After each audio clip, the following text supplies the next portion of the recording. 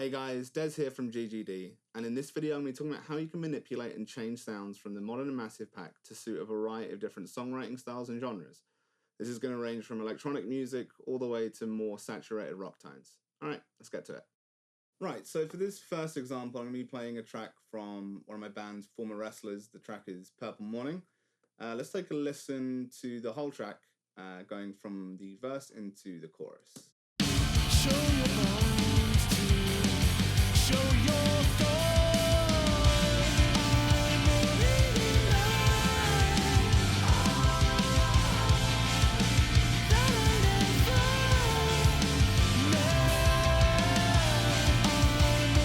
never met. Okay, so I think you get the general idea there. We're not going for a particularly super hi-fi polished kind of sound, but it's somewhere between that and a more vibey rock track. So I'm using a number of different elements here to kind of get us there, but this is mainly dictated by the drum sound. So I'm just going to mute out the vocals and the guitar layers. I'm just going to listen to bass and drums for this section again.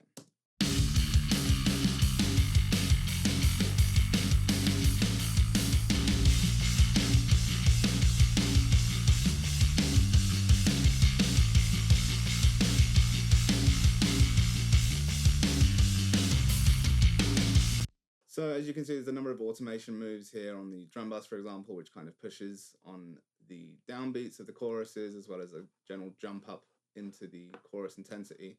But it's actually this bus here, which is the trash bus, which I'm using an instance of Decapitator, and I'm actually sending just the shells really. And specifically for this, I've taken the snare room mic from Modern and Massive and separated that from the rest of the close room.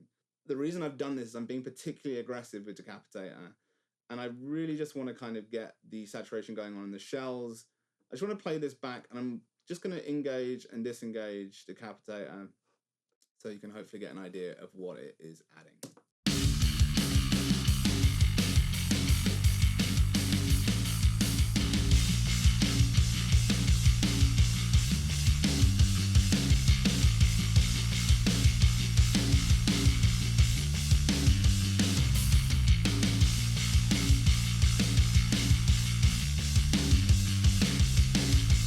So I think you can kind of hear that it's slightly more aggressive, getting a slightly longer extension on the snare decay as well.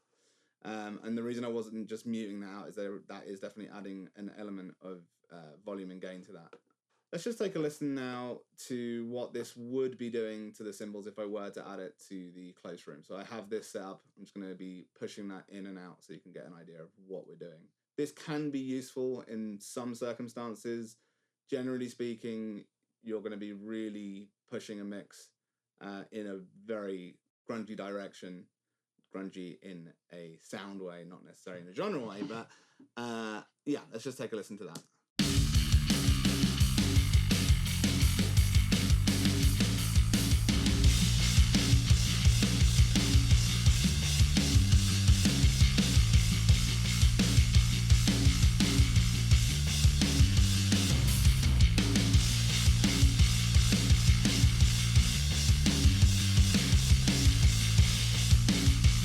So yeah, that's not particularly to my liking. It wasn't really what I needed, but it's definitely a useful thing to be aware of if specifically you wanted to, automate moments during a song to kind of accentuate certain things. So just taking a really quick look here, we're mainly sending the kick to the Decapitator or to the trash bus.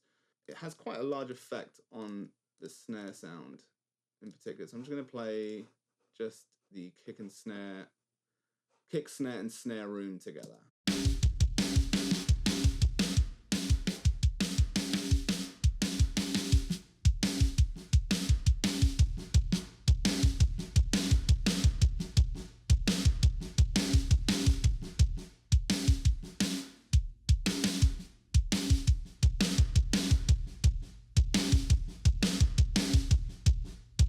This is especially useful when you have quite a dense mix going on. There's a lot of saturation going on in the bass and in the guitars, and for this track I felt that it needed to have that kind of push. And obviously I think the reality is that the sounds out of Modern Massive very much kind of how you would get them if you went to a recording studio and you didn't want to commit to anything in particular. So, for example, if I had recorded this track with real drums, I may have, added certain elements of saturation during the recording phase, but obviously we don't want to put you in a box necessarily with the sounds that you're getting from the Modern Massive pack. So this really does allow for a great deal of flexibility, which leads me on to the next track we're going to be looking to. So for this next example, we're looking at a track which is very different in a lot of ways stylistically, arrangement, and so on and so forth. So let's just have a quick listen to what we got here. You breathe in, I breathe out. Somewhere inside, forget your love. Somewhere outside. So yeah, there you go. That's a very different thing going on. We've got this lo-fi kit, which I'm again using Modern and Massive, and I'll show you how I've kind of come to that point of how those sounds are there. This main pad sound, main synth sound, and then bells to kind of go with that, and then this subby low synth, as well as very affected vocoder-y kind of sounding vocals. So this is actually the writing session of the tracks. I was kind of searching for the right sounds as I was writing the parts, which for this style of music is kind of quite important. It's not necessarily just the progression, but it's everything that kind of comes with that, and the mix aesthetic and the different sounds that you're using kind of can lead you in different directions. So this track specifically started with this sound here, and kind of slowly built it up from there. And when I started trying to find the right drum beat or the drum arrangement, it was kind of finding the right drum sound alongside that at the same time. So I'm using quite a lot of reverb here from East-West Quantum Leap Spaces. Basically, without this element of the drum sound, I kind of feel like the beat basically doesn't work. I'm just going to play you this section back without the reverb.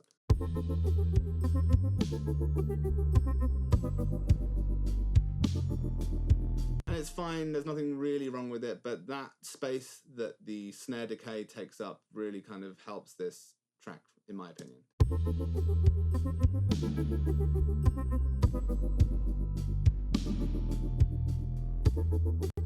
So as I mentioned, I was kind of writing and mixing and basically doing all parts of the creative process at once with this track, trying to find the right sounds.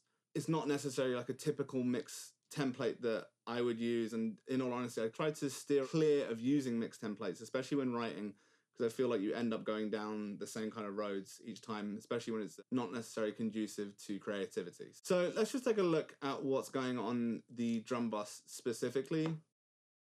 And we have quite broad and heavy strokes going on here to change the sound from Modern Massive to kind of fit what I was doing. So let's just take a listen to the drums by themselves. Now I'm just going to disengage all the plugins. So we're adding saturation here with Decapitator.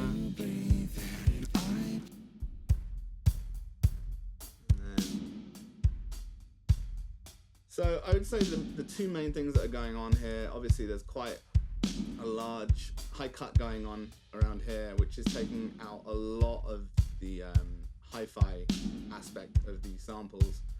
And then lastly, kind of this exaggerated compression, specifically from the FG Bomber. And adding a little more low end here with the air. So obviously, just from this alone, on the drum bus itself, a huge difference is happening between what's coming out of Modern Massive and just the three plugins.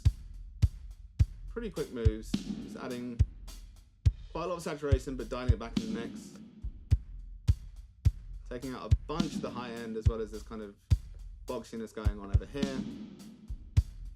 And then compressing it in what I would say is maybe a less traditional kind of manner than you would expect potentially for this kind of thing. So again, let's just listen to this in context. I'm going to be disengaging the plugins on the drum bus as well as muting out the reverb, and hopefully you'll kind of see why I chose to do the things that I've done on this track.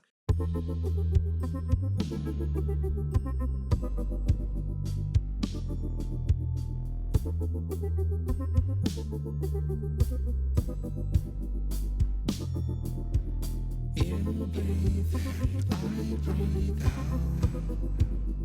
Somewhere inside, to get your run. So there you have it. That kind of is a broad overview of how you can change the sounds quite dramatically, and specifically from more of a macro point of view. As you saw in that video, I didn't really look at any of the individual channels that much, but rather broad strokes that can change the sounds quite dramatically using, in these examples, saturation, distortion, reverb, and exaggerated amounts of compression. So get creating. If you have any other questions, leave them in the comments below and we'll try and get to it. Thanks very much. We'll see you soon.